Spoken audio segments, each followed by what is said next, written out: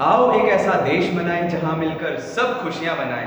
न रहे कहीं हिंसा, न तू मैं, सुरक्षित अखंड ऐसा राष्ट्र बनाएं। तो उठो जवानों कमर कसो, बदलो पूरा ताना बाना, छोड़कर तेरा मेरा अपना पराया, पूरा भारत है एक परिवार बनाना। उपस्थित अध्यापकगण, निर्णायक मंडल व मेरे प्रिय साथियों, आप सभी को मेरा प्रणाम। जब जब जिक्र आता है देश विदेश व किसी राष्ट्र का, एक बात हमारे जहन में अवश्य उभर कर आती है, राष्ट्रीय सुरक्षा, राष्ट्रीय एकता, राष्ट्रीय अखंडता। और इसी कड़ी को आगे बढ़ाते हैं तो एक प्रश्न सामने आ जाता है कि राष्ट्रीय सुरक्षा बाहर की या अंदर की।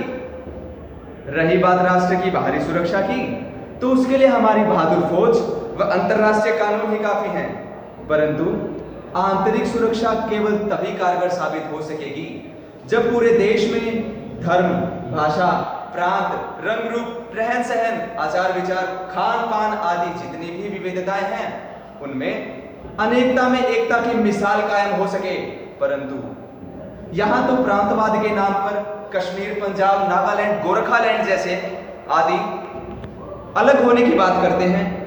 कहीं हिंदी व हिंदी का झगड़ा है तो कहीं उत्तर दक्षिण का भेद है। कुछ लोग मंदिर मस्जिद में जूझ रहे हैं। आज भाई भाई का दुश्मन बन बैठा है।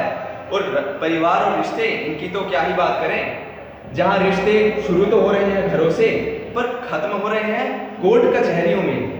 परंतु भारत के लिए सबसे सुखद पक्ष तो यह है कि इतनी विविधताएं होने के बावजूद इसमें एकता को बनाए रखने वाले तत्वों की कोई कमी नहीं है।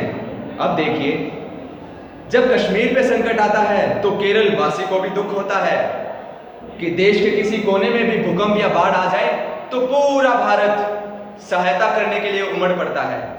जहां अमरनाथ में फंसे यात्रियों की सहायता मुसलमानों ने की, वहीं कश्मीरी दंगों के वक्त हम हिंदुओं ने मुसलमानों को शरण भी दी। तो दोस्तों, ये अनेकता में एकता व राष्ट्रीय एकता नहीं तो और क्या है।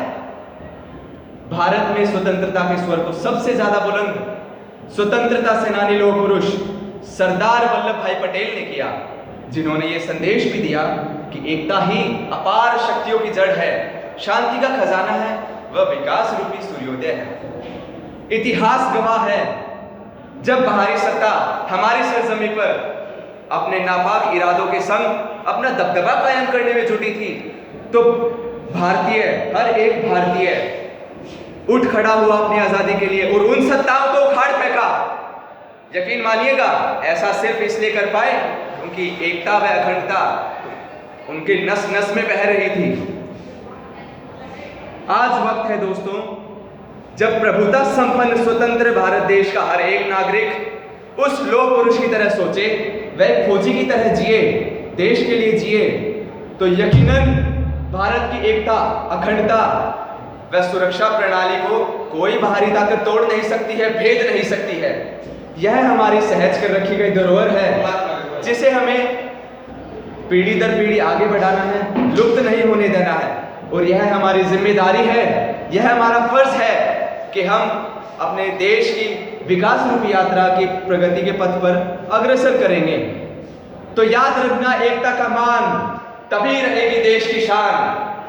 बहुत हो चुका चीन, अमेरिका और जापान, तो आओ मिलकर कहें, मेरा भारत महान, मेरा भारत महान। जय हिंद, जय भारत।